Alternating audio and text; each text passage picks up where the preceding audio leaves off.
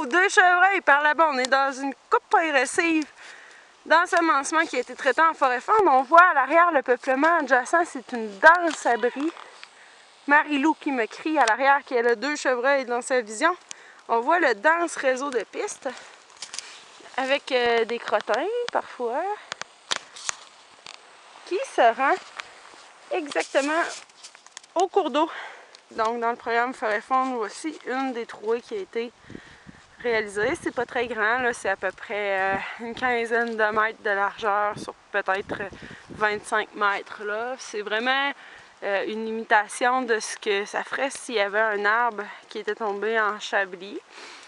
Donc le couvert résineux qui demeure, il procure toujours un abri intéressant pour les cerfs.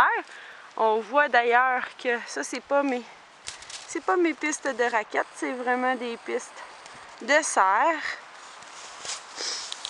qui passent ici tout au long, qui font leur trajet et qui vont dans le peuplement adjacent qui est beaucoup plus sombre et qui est composé de cèdres également. Donc leur nourriture préférée est juste à côté. Puis au loin en arrière, à peu près 50-60 mètres, il y a un îlot qui a été conservé de boisé où est-ce que justement il y avait une composition en cèdre et en quelques résineux et aussi j'ai trouvé du noisetier, du cerisier, du peuplier.